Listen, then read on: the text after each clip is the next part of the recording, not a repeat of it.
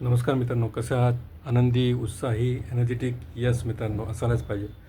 मित्रांनो, आज एका विषयावर जे बोलणार आहे ते म्हणजे आपल्या आजूबाजूला किती जीवजंतू आहेत. तर मित्रांनो, मी इथं काही मेडिकलचा स्टुडंट नाही, मी टेक्निकल आहे, इंजिनियर आहे. पण एक रिलेट करण्यासाठी मी हे टॉपिक निवडला आहे. मित्रांनो, आपल्या आजूबाजूला खूप सारे जीवजंतू असतात आणि आपल्याला जेवढं दिसतं तेवढं खरं नसतं. आपल्या सभोवतालचं जग हे पूर्ण जीवांनी भरलेलं आहे. सूक्ष्मजीवापासून ते मोठ्या कीटकापर्यंत अनेक प्रकारचे जीव आपल्या अभोवताली फिरत असतात. त्यामध्ये सूक्ष्मजीव ज्यांना आपण म्हणतो मायक्रो ऑर्गॅनिझम्स, त्यामध्ये बॅक्टेरिया, व्हायरस, फंगल, स्पोर्स डोळ्यांनी दिसत नाहीत पण कोट्यवधी आहेत मित्रांनो. प्रत्येक घनफूट हवेत 1,00,000 सूक्ष्मजीव असतात. तर एवढं सगळं आपल्या आजूबाजूला आहे जे आपल्याला त्रास देत असतं. त्यातले काही चांगले असतात, काही खराब असतात.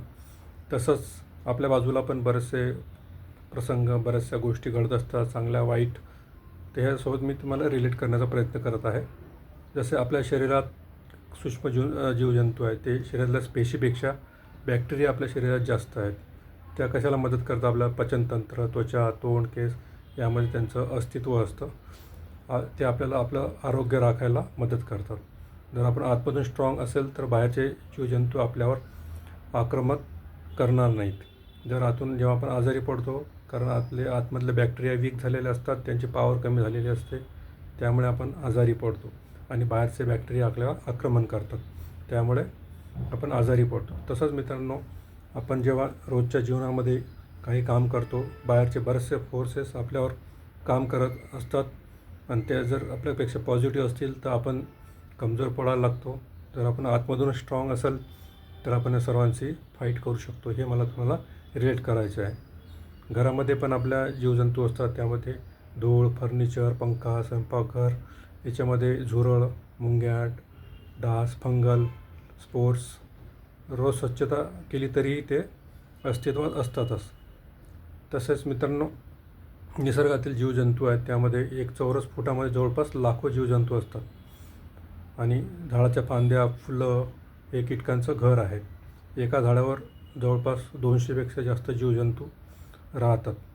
मित्रांनो, हवेत फिरणारे पण जीव आहेत जे आपल्याला धूळ, परागकण, सूक्ष्म बॅक्टेरिया, फंगल कण श्वास घेताना आपल्या शरीरात प्रवेश करतात. एसीमध्येही फंगल्स असतात, सूक्ष्मजीवाणू असतात, ते पण आपल्या हवेवाटे आपल्या शरीरात जात असतात. त्यामुळे आपल्याला शरीरावर आक्रमण करून आतल्या पेशींना ते कमजोर करतात आणि आपल्याला आजारी पाडतात. तसेच मित्रांनो, उपयुक्त बॅक्टेरिया पण आहेत. त्यामध्ये आहेत पचनात मदत करणारे आहेत, औषध तयार करण्यासाठी असतात, शेतीला फायदेशीर असे बॅक्टेरिया आहे. आपण खत टाकतो शेतामध्ये, तर हानिकारक आहे, आजार पसरवणारे आहे, अन्न खराब करणारे आहेत आणि कीटक म्हणून त्रासदायक देणारे असे बरेचसे डास, मच्छर असे भरपूर आपल्याला त्रास देतात. मित्रांनो, निष्कर्ष हाच आहे की आपल्या सभोवताली खूप सारे अमूल्य जीवजंतू आहेत. आपलं आरोग्य, पर्यावरण आणि अन्न साखळी यामध्ये महत्त्वाची भूमिका ते बजावतात. स्वच्छता आणि समजूतदारपणे याचा वापर केला तर आपण चांगल्या प्रकारे राहू शकतो आणि ते गरजेचं पण आहे. तसेच मित्रांनो, रोजच्या जीवनात आपल्याला बऱ्याचशा गोष्टी त्रास देत असतात. त्यामुळं आपण आतमधून स्ट्रॉंग, मनातून स्ट्रॉंग असणं खूप जरुरी आहे.